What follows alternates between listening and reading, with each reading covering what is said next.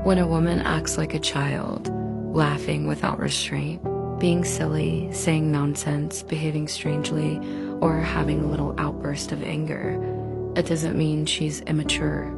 It means she's with a man around whom she feels completely safe and accepted. When a woman truly feels safe with someone, her heart opens like a child's, innocent, vulnerable, and pure. Deep down, she knows, this man won't leave me no matter what comes. But when a woman starts behaving like a mother, constantly worrying, taking on responsibilities, guiding, explaining, nurturing, she's probably with a man who hasn't yet emotionally matured. In such a relationship, she's not just a partner. She becomes a caretaker. But the truth is, she's not only taking care of him.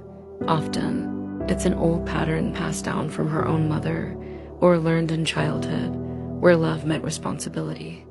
That kind of love is exhausting because she has to keep giving parts of herself just to hold someone else together.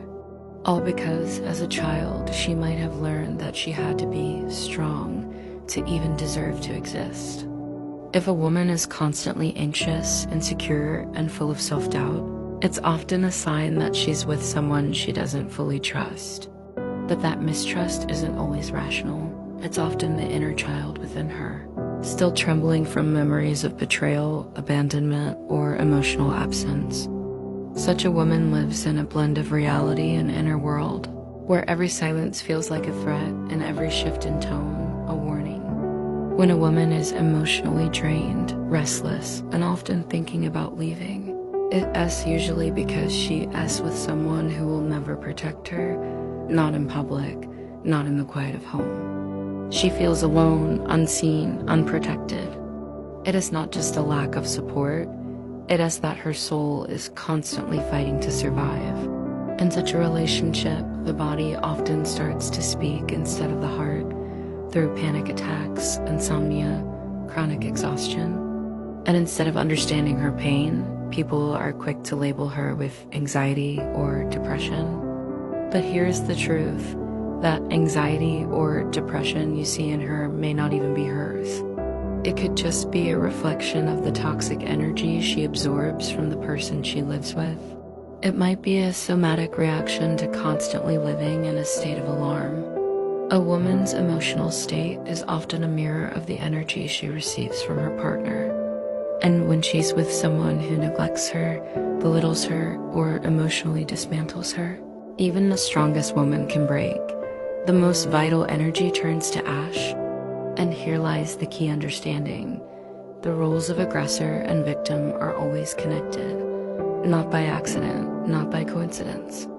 They're tied by an invisible thread of inner wounds that recognize each other, like magnets. The aggressor enters the victim's life as an external expression of her internal pain, as a shadow she still carries within, until the victim recognizes and becomes conscious of this pattern. The same face, same energy, same dynamic will keep appearing in her life. Maybe with a different face, a new name, but always the same feeling of emptiness and pain. The aggressor is the messenger of a trauma that has yet to be embraced. Sometimes it's even like this. When a woman starts becoming aware of her pattern, the aggressor grows stronger. Or will you rise as the healer of your own past? That's when the soul tests her. Will you stay in the role of the victim? So the next time you see a woman who seems quiet, lost, sad, or tense, don't judge her. Instead, think about who she lives with, who she is energetically entangled with. Because a woman is, most of the time, a reflection of the love, respect, and safety, or the absence of all of it, that she receives. And often, when she finally decides to choose herself for the first time in her life, the world sees it as selfishness or coldness, but in truth, it is her rebirth.